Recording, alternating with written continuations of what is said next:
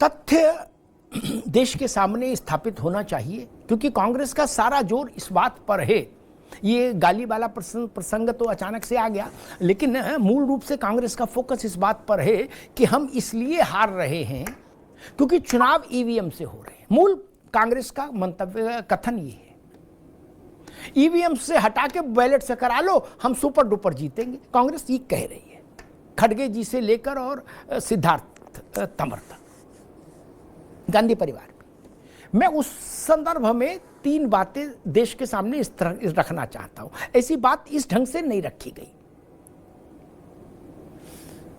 1977 में श्रीमती इंदिरा गांधी चुनाव हारी, उनके पुत्र चुनाव हारे, संजय गांधी रविंद्र सिंह से अमेठी में, विद्याचरण हारे, ओम मेहता हारे, जितने इमरजेंसी के कलाकार थे सबकी जमानतें जब्त हो गई। तब चुनाव वोट से होता था, बैलेट से, और 3-3 दिन लगते थे काउंटिंग में। तंबू कनात शामियाना लगवा काउंटिंग होती थी, पूड़ी और आलू की सब्जी और आम का अचार चलता रहता था। ठीक, तो इसलिए ये ना कहो कि हम तो तब हारना शुरू हुए जब ईवीएम आई। ना ना ना, ईवीएम से पहले 1985 में बिहार का गेट बंद हो गया कांग्रेस के लिए, गेट बंद हो गया। कांग्रेस फिर कभी सरकार में नहीं आई। तब ईवीएम का वहां कोई फोटो तक नहीं जानता था बिहार में। ईवीएम तो छोड़ो कि किसी ने फोटो भी देखी हो कि ये क्या बवाल है।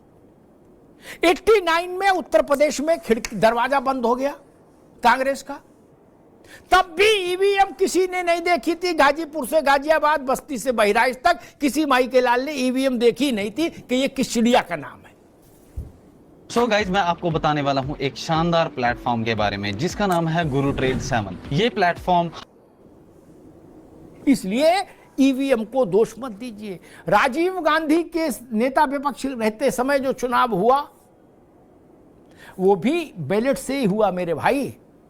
उससे लेके आज तक आपको 272 कांग्रेस को नहीं मिले, ये तथ्य है। ये भाजपा बोले, सपा बोले, कोई बोले, लेकिन तथ्य तो तथ्य रहेगा।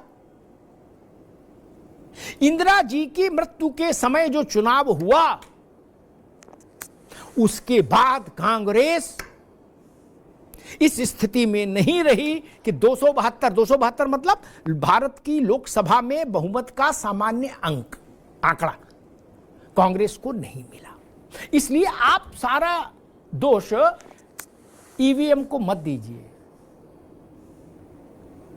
ईवीएम नहीं थी तो भी आप कौन से हर्षपुष्ट थे, तब भी कमजोर थे।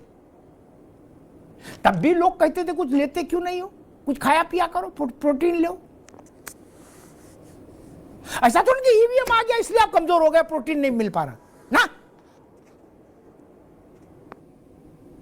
मेरा मानना है इस बात को स्वीकार करना चाहिए। दूसरी बात मैं कहूंगा कि भाजपा के लिए एक बात कहूंगा और दूसरी बात कांग्रेस के लिए कहूंगा। भाजपा के लिए पहले कहता हूं कि देवेंद्र प्रमुख जी, आपका नाम प्रमुख है इसलिए ध्यान आ गया, पन्ना प्रमुख, आपके जिला अध्यक्ष, प्रदेश अध्यक्ष, राष्ट्र अध्यक्ष, मोदी जी, अमित शाह जी, मोहन भागवत जी, दत्ता जी, सबको जोड़ लो। अरविंद जी आप भी सुन लीजिए, सबको जोड़ लो, फिर भी उन सबका सामूहिक योगदान इतना नहीं है भाजपा को जिताने में। सबको जोड़ लिया मैंने, विचार परिवार, केवल भाजपा नहीं, जिसमें बजरंग दल भी है, वनवासी कल्याण परिषद भी है, दुर्गा वाहिनी भी है। अरविंद जी सारे विचार परिवारों को जानते हैं अच्छे से। सबके कार्यकर्ता जोड़ लो, उनकी सबकी भूमिका 33% और 66% में क्या, मोदी तेरी कमर खुदेगी, आज नहीं तो कल खुदेगी।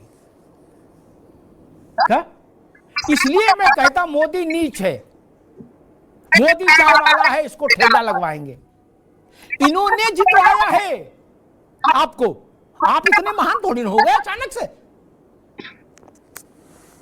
कि सुरक्षा के तरीके से बदन फैला लेना ना। इसलिए मैं भाजपा के मित्रों से कहता हूं कि कांग्रेस के मित्रों को मोतीचूर के लड्डू भेजते रहा करो।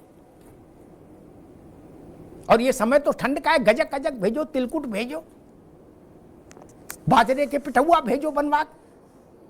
कितना काम कर रहे हैं उतना तो आप लोग सब मिलके नहीं कर रहे जितना ये कर रहे हैं आपके लिए काम। माहौल ठंडा हो गया था बिहार वाला मंच से जो मोदी जी की मां को गाली दी गई थी। एक नया एपिसोड लॉन्च कर दिया इन लोगों ने, बोले लो भाई हमारी तरफ से कमी नहीं रहेगी, हमने ईंधन और डाल दिया, आप खूब हाथ तापो। क्या ये होता रात में जहां हाथ तापते तो लकड़ी कम हुई तो और डाल दी गट्ठर। देवेंद्र जी तो उसी परिवेश में है, रहते हैं, जानते हैं कि आग जलती रहे, लकड़ी किसी की हो कोई दिक्कत नहीं, तो जला रहे ना आग आपके लिए। मैंने कांग्रेस के एक बड़े नेता से गुजरात का चुनाव था, जिस चुनाव में ये सब लोग मान रहे थे कि भाजपा बहुत मुश्किल में है, जिसमें नरेंद्र मोदी को नीच कहा और मोदी जी फिर बहस उतरे मंच पर और उन्होंने पलट दी मेज। मैंने रात में 11:30 बजे कांग्रेस के एक बड़े नेता, बड़े मतलब प्रभाव, चुनाव में 2-3 लोगों में से एक जो उसके मैनेजमेंट को देख रहे थे, उनसे मेरी बात हुई। मालूम है मोनिका जी, उन्होंने मुझसे